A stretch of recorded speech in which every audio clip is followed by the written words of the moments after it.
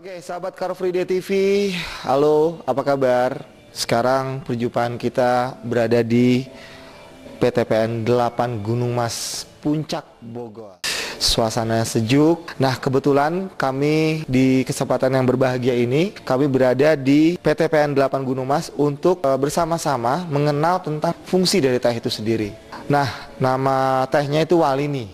Menurut orang yang ahli, bahwasanya PTPN 8 Gunung Mas ini memiliki 34 kebun teh ya Bu ya, kurang lebih. Nah, di sebelah saya ini adalah ahli dari Quality Control PTPN 8 Gunung Mas untuk teh ini sendiri. Namanya Ibu Yanti Haryanti.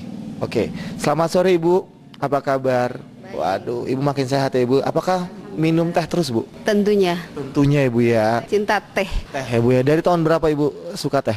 Mungkin dari kecil ya, saya sudah menyukai teh. Tadi kan yang wanita. Di sebelah saya ada Pak Nandang Sukandar. Beliau adalah Kepala Teknik Mesin PTPN 8 Kebun Teh Gunung Mas. Selamat siang Pak. Oke, Bapak ini membidangi teknik mesin untuk PTPN ya Pak? Teknik secara keseluruhan, termasuk pabrik juga, transportasi juga. Oh gitu ya Pak ya. Berarti ini adalah senior-seniornya untuk PTPN Gunung Mas Kebun Teh ini. Nah, kita ke Ibu Yanti. Ibu sebagai Quality Control PTPN 8 Kebun Teh Gunung Mas ini maaf Bu, kita tadi sempat lihat ada Walini ya Bu ya. Itu apa sih bagian dari apa yang membuat PTPN ini, apakah ada usaha sampingan atau bagaimana Bu? Baik. Teh yang bermerek Walini itu adalah produk hilir kami, produk hilir PTPN 8. Tetapi teh atau bahan dasarnya itu adalah dihasilkan oleh PTPN 8, khususnya itu Gunung Mas, dan pada umumnya adalah yang 34 pabrik adalah PTPN 8. Oh gitu, jadi 34 pabrik itu ada PTPN 8. Itu rata-rata di Jawa Barat ya Bu ya? Ya, itu semua berada di Jawa Barat. Oke, 34 di Jawa Barat itu kalau boleh tahu tuh di daerah mana aja Bu? Itu lokasinya berbeda-beda. Seperti Gunung Mas ini adalah berlokasi di Puncak Cisarua Bogor. Ada juga yang di Sukabumi, itu nama perkebunannya adalah Gualpara. Terus ada juga yang di Purwakarta, itu Panglejar. Juga ada yang di Cianjur, perkebunan gede atau Tanawati, dan lebih banyak lagi berlokasi di Bandung, yaitu Bandung Selatan, daerah Ciwidey, Rancabali. Rancabali. Oke. Jadi rata-rata semuanya memang dari Jawa Barat ya. Baik Ibu. Bu, ini kan ada beberapa golongan teh ya Bu ya, yang mengatakan kalau teh itu bisa menyehatkan, tapi ada juga yang tidak menyehatkan. Bener nggak sih itu Bu? Ya betul, itu sebetulnya ya teh itu tidak ada yang tidak menyehatkan. Kalau kita melihat dari sisi baiknya, teh itu sangat baik sekali untuk kesehatan. Tapi kalau ada yang memandang dari sisi lain bahwa teh itu bisa menyebabkan penyakit atau memang mengurangi kesehatan, itu mungkin dari sisi lain ya mereka memandangnya. Tentunya teh kita pada umumnya Indonesia ya, dan PTPN 8 itu khususnya yang menghasilkan teh, yaitu menghasilkan produk-produk teh itu ada 3 kelas ya, yaitu satu white tea. White tea itu adalah teh putih. Jadi tidak hanya kopi yang mempunyai white coffee ya, atau nah teh juga ada white tea. Itu adalah paling bagus ya, paling bagus. Terus ada kedua teh hijau. Yang ketiganya teh hitam. Tapi secara umum, secara keseluruhan dari tahun 1910 ini khususnya perkebunan Gunung Mas memproduksi teh hitam. Nah, tetapi secara keseluruhan untuk PTPN 8 ini kami memproduksi 3 jenis teh tersebut, yaitu white tea, green tea, dan black tea. Ada white tea, green tea dan black tea ya Bu ya. Oke. Nah, mana yang lebih bagus Bu? White tea, green tea atau black tea Bu untuk kesehatan itu sendiri Bu? Yaitu kalau menurut kelasnya ya atau tingkatannya itu, kenapa white tea itu lebih baik ya di antara yang tiga itu? Karena white tea itu adalah dibuat dari kuncup daun. Kuncup daunnya Bu ya? Iya, kuncup daun. Jadi bukan dari daun muda ya atau pucuk. Kalau pucuk daun itu adalah daun muda. Daun mudanya. Yang disebut pucuk itu adalah daun muda. Tapi kalau ini kuncup. Kuncup tuh yang gimana Bu bentuknya Bu? Maksudnya Daun yang belum mengembang, belum jadi daun. warnanya putih. Ya, silver. Kalau kita memanggilnya atau menamakannya adalah silver needle tea.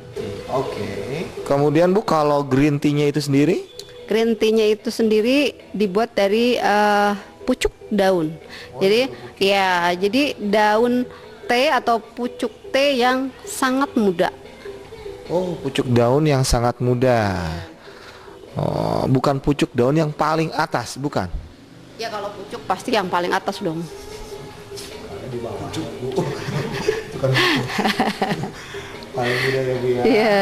Oke, untuk green tea itu sendiri Bu, kan tadi kan Ibu bilang daun yang paling muda. Sedangkan ada yang daun yang paling tua, itu warnanya hijau tua. Atau yang hijau mudanya Bu yang diambil. Mudanya. Kalau hijau tuanya itu gimana Bu? Itu kita tidak kita produksi untuk menjadi teh. Kalau daun tua itu sudah tidak bisa lagi digunakan untuk diproduksi menjadi produk. Gitu ya. Oke.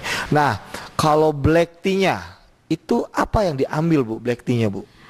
Black tea-nya sendiri sama, itu dibuat dari atau diproses dari pucuk daun ya, pucuk daun atau daun muda. Tetapi dalam proses pembuatannya itu ada tahapan-tahapan yang berbeda dengan green tea. Agak rumit ya. Ya, jadi lebih lama ya, lebih lama prosesnya gitu dibandingkan dengan green tea.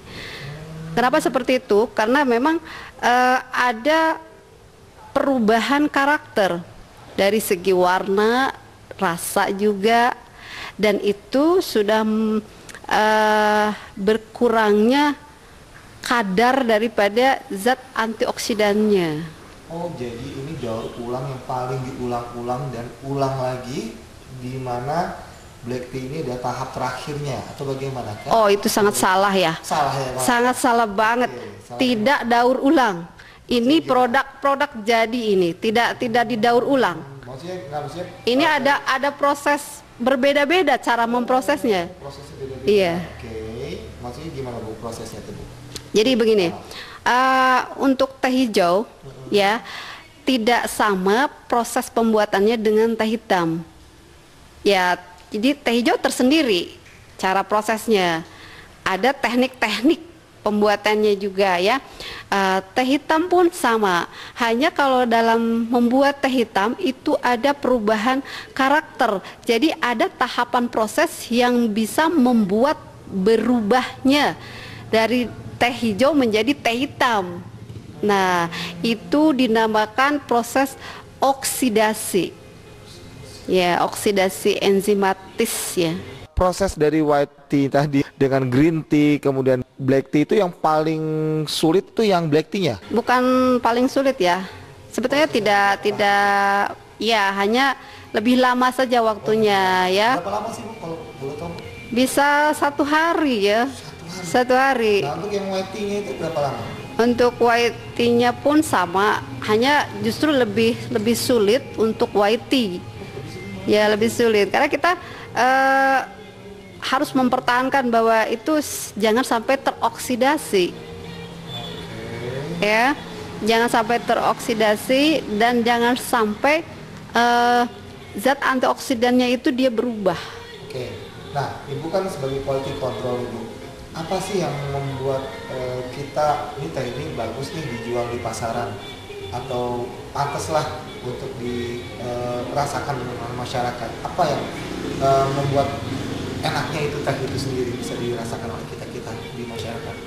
Ya, sebetulnya ya, memang kita sendiri, khususnya kita sebagai produser teh ya, dan mungkin masih banyak masyarakat baik lapisan bawah maupun atas ya, belum memahami apa itu fungsi daripada teh, apa yang menguntungkan untuk kita gitu ya, untuk kesehatan. Sepertinya itu belum sampai informasi bahwa teh tersebut bisa menguntungkan terhadap kesehatan kita gitu. Kalau boleh tahu white tea ini apa sih yang bisa menguntungkan untuk tubuh kita itu sendiri? White tea, terus green tea, black tea juga itu sendiri? Pada dasarnya teh itu mempunyai antioksidan yang sama. Hanya di situ terdapat tingkatannya. Jadi tingkatan itu adalah lebih besar berada di white tea. Ya, dan kedua ada di teh hijau, tapi fungsi sama, ya, fungsi sama.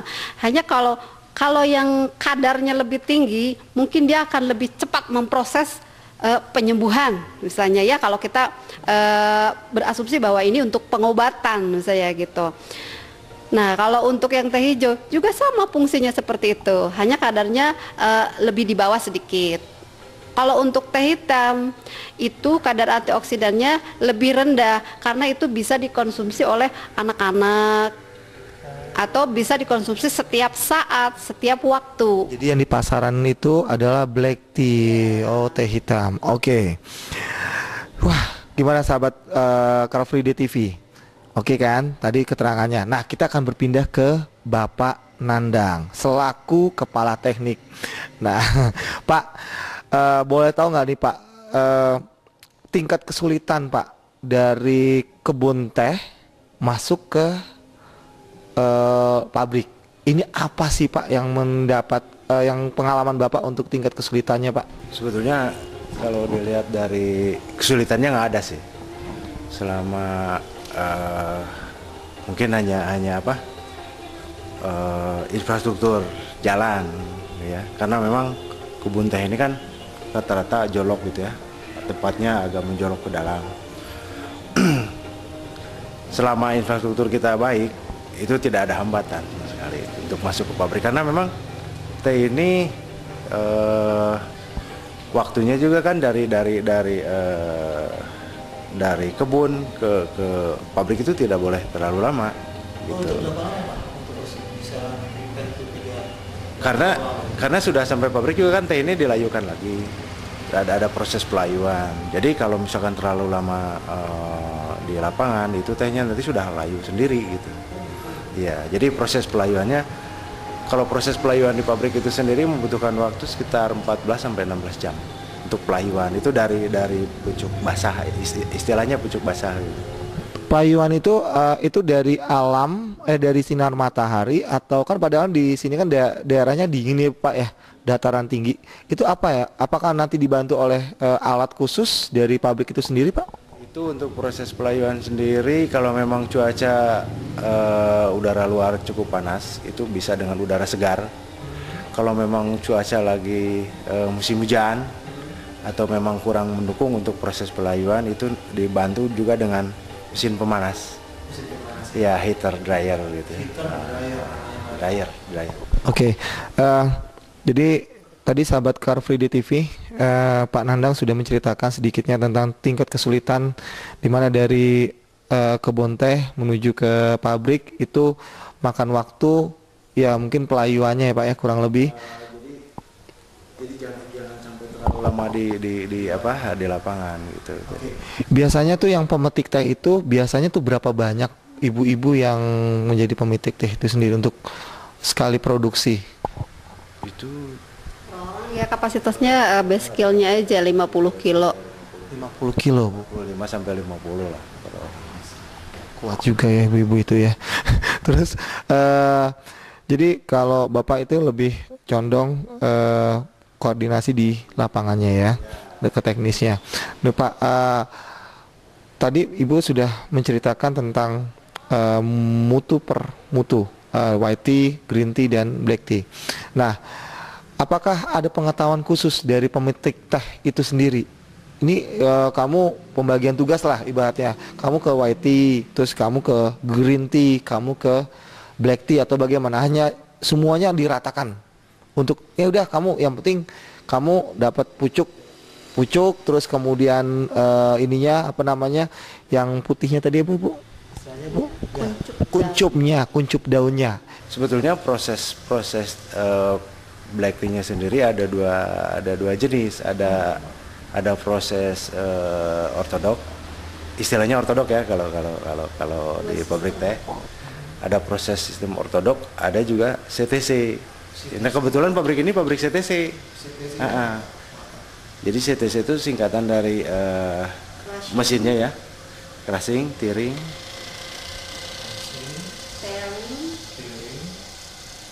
dan curling. Kalau menurut prosesnya itu adanya di ruang penggilingan. Oke. Pertama di semacam dirobek gitu ya. Terus yang di crush.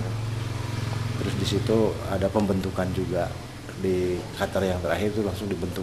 Kan kalau CTC bentuknya semacam kristal. Kalau boleh di ini semacam kristal gitu. Seperti kopi Nescafe itu. Bentuknya granular ya, membulat gitu, menggulung. Beda dengan teh ortodok. Teh ortodok. Ya, istilahnya teh itu ada dua jenis, ada ortodoks ya. Sistem pengolahan sistem CTC, lama. ada sistem pengolahan ortodok. Oke. Saya tertarik sekali, tapi sayang sekali kita nggak bisa ngelihat ya Pak ya.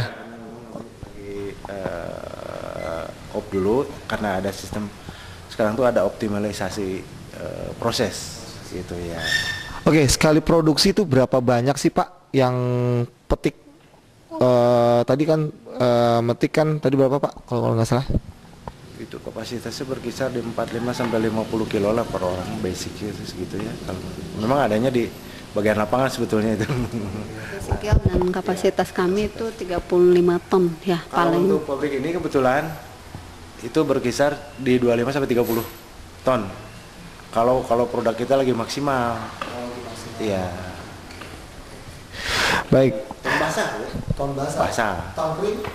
Itu rendemennya ya. Oke Bu, tadi Ibu selaku quality control. Nah, kembali lagi Bu. Ini tadi saya lihat kan ada beberapa rasa ya Bu ya. Ada rasa jeruk, terus melon, terus sama apa namanya? Ada rasa apel, blackcurrant, lemon, lychee, ya. Terus juga yasmin, terus juga jahe, ada juga apa itu kayu manis, ada juga. Oke. Itu mencampurkannya bagaimana Bu? Kalau boleh tahu Bu? Nah kalau untuk membuat teh seperti itu kan reproduksi lagi ya, direproduksi lagi teh yang sudah jadi itu ditambahkan atau dimix atau dicampur dengan aroma. Tidak berbentuk serbuk. Iya, jadi langsung kita itu tidak menggunakan apa itu seperti essence ya, gitu, tidak menggunakan. Jadi langsung menggunakan bahan jadi seperti aroma gitu. Itu kalau lemon ya lemon gitu, kalau blackcurrant ya blackcurrant. Nah, berarti udah sehat makin sehat Bu. Ada vitamin tambah lagi buat kesehatan, kurang lebih seperti itu Bu. Nah itu rasanya teh dengan jahe itu gimana Bu? Kan agak-agak anget-anget gimana gitu Bu? Ya itu disesuaikan ya. Jadi kalau rasa tehnya itu harus lebih dominan dibandingkan dengan rasa jahenya ya. Kalau jahenya itu hanya sebagai spicy atau rempah saja ya, tapi itu pun bisa menguntungkan terhadap kesehatan ya. Itu dipadukan dengan teh sebab ada salah satu zat atau senyawa yang sama dengan teh yang bisa ya membunuh kuman atau misalnya untuk kesehatan tubuh yang biasanya apa itu sering kena flu, batuk gitu. Nah, kalau boleh tahu Bu, di Walini itu satu bungkusnya itu satu pak itu berapa duit sih Bu?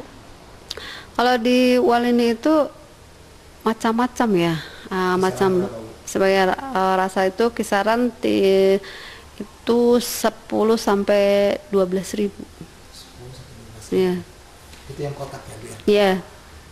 Yang ini kan tadi saya perhatikan ada yang bungkusan itu, Bu. Bungkusan yang bentuk bungkusan plastik di packaging itu. Itu teh hijau itu. Iya. Itu batangnya, Bu ya? Itu kayu manis. Oh, itu kayu manis. Yang coklat itu. Ah, Seperti kue itu. Itu kayu manis. Nah, itu. Sebetulnya Ini yang di depan nih. Bukan produk utama kami. Oh, itu. Diambil dari apa? Tadinya sebagai pohon, semacam pohon Dan lahan pelindung konsesi ya. kita gitu. Nah, selain wal ini tadi saya perhatikan ada pick quick, kemudian ada yang dari specialty from Arabic. Itu memang dari sana kah atau bagaimana? Iya, betul. Itu adalah produk luar. Tetapi bahan dasar itu adalah dari Indonesia. Dan khususnya dari PTPN 8. Di sini dari PTPN 8 itu bisa mengekspor teh itu sampai dengan 85%. Iya, untuk teh hitam, baik teh hitam, teh hijau. Jadi kita harus bangga ya, ternyata PTPN produksi dalam negeri bisa mengeksporkan tehnya itu sampai ke luar negeri, luar biasa. Oke, sahabat Car Free Day TV di mana saja Anda berada, terima kasih banget ini telah dikasih kesempatan untuk wawancara sedikit. Tapi kurang lebih kami sudah bisa menangkap bagaimana sulitnya teh itu diproduksi sampai ke tangan masyarakat pembeli itu sendiri. Baik sahabatku, terima kasih atas waktunya. Akhir kata saya Dipta Wiryawan, kameramen Dandi. Mohon pamit. Wassalamualaikum warahmatullahi wabarakatuh. Sampai jumpa. Dadah.